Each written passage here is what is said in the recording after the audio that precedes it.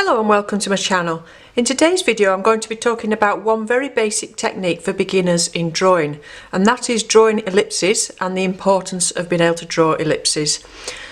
So I've actually got this little plant pot. I actually use it for keeping things in, bits of charcoal and things like that, because it's not actually much use as a plant pot because it doesn't have a hole in the bottom. But it's only a tiny little thing, but of course it's made up of a circular shape.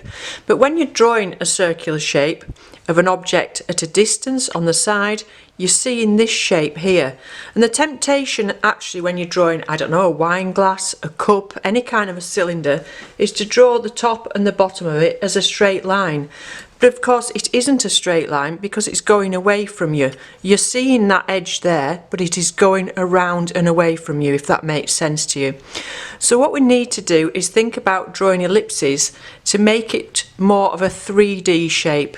And this isn't just important for drawing little objects like this in maybe a still life or something, but it comes into all our work further on as we go along. So maybe you might be incorporating it into drawing a tree in a landscape, or even when you're doing portraits for the spherical, you know, the round shape around the face, or a leg or an arm. So it's things that we can carry forward into other work, doing these little simple exercises to begin with. So when you're drawing an ellipse, so when we talk about an ellipse, basically it's a circle that we're seeing at an angle. So as you tilt it and you see an angle, you no longer see a circle, you see an ellipse. So I always work standing up as much as I can, and by working standing up, you're actually drawing from your shoulder and not from your wrist. If you're sat down and you're in a confined space maybe, and you're not overly comfortable at where you're sitting, you tend to work from your wrist, you tend to be quite tight, and your drawings become tight. And it's difficult then to draw something like a circle or an ellipse while everything in this area is tight.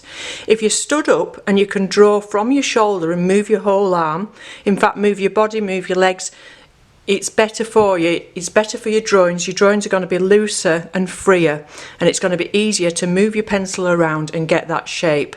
So just get a nice big piece of paper and have a practice doing a few before you try even drawing an object.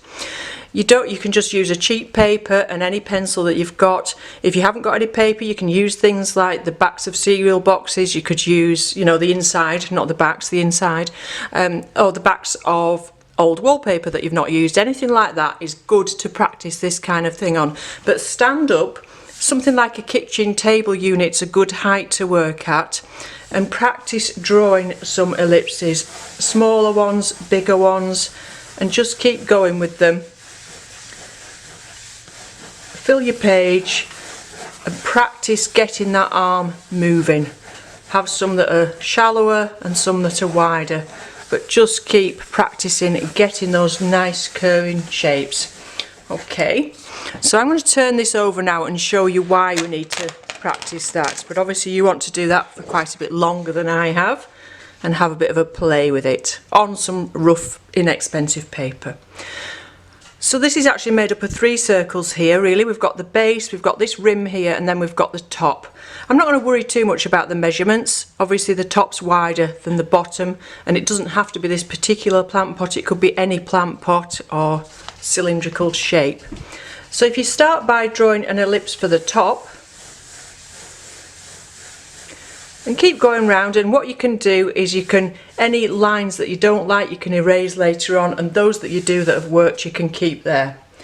And then think about, actually what I'm going to do now, you might want to use a ruler for this, but you might want to have a think sort of in your mind where the centre line is, and you could just have that in your imagination. You don't have to actually draw that in, but just think about where the centre of that object is, and then lower down put your second ellipse in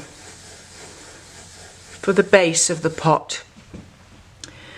Then we can put the lip in, which is going to come about here somewhere,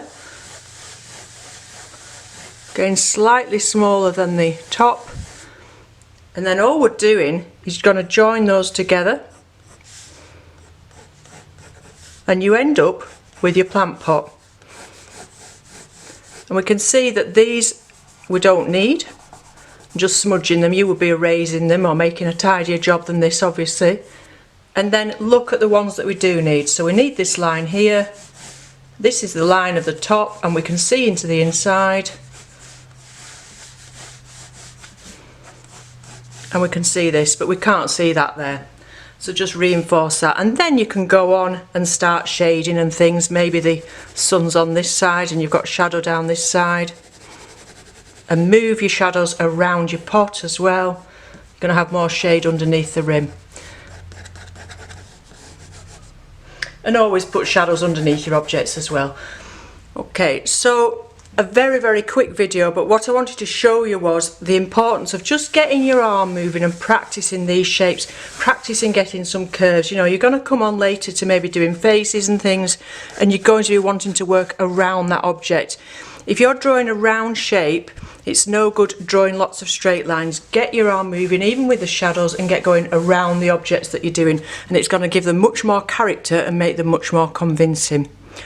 Okay, so although that was a very quick video today, I hope you found it useful, and all you really need to do to practice this is to get some cheap paper and a pencil and just have a go. You don't even need an object in front of you. You know, you can quickly make something like a wine glass just by joining those ellipses.